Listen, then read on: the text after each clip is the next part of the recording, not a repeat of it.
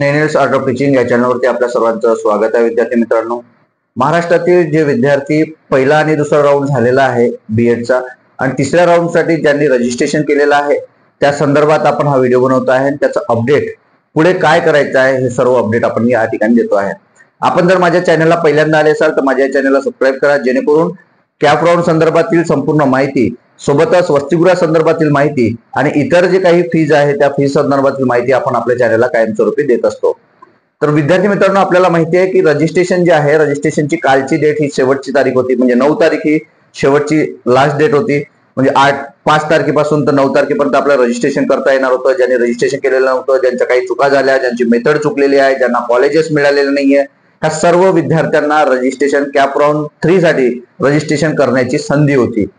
आता ही संधी गेल्यानंतर विद्यार्थी मित्रांनो, आपल्याला आज काय लागणार आहे, तर आज अल्फाबेटिकल लिस्ट लागणार आहे, ज्यातून आपल्या सर्व विद्यार्थ्यांना समजणार आहे की त्या ठिकाणी आपलं नाव आलं की नाही आलं. लक्षात घ्यायचं आहे, आपलं नाव आल्यानंतर पुन्हा जर काही चुका दिसत असेल, तुम्ही चेक करायचं आहे तुमच्या काही चुका दिसत आहे का त्या ठिकाणी, त्या ऍडमिशन जे काही आपण रजिस्ट्रेशन केलेलं आहे. जसं पहिल्या राऊंडच्या वेळेला ज्या वेळेला आपण रजिस्ट्रेशन केलं त्याच्यानंतर अल्फाबेटिकल लिस्ट लागली, तशीच अल्फाबेटिकल लिस्ट आज लागणार आहे. आज अल्फाबेटिकल लिस्ट लागल्यानंतर तुम्हाला त्या ठिकाणी चेक करायचं आहे की तुमचं काही चुकलेलं आहे का. जर चुकलेलं असेल तर मग संधी गेली का.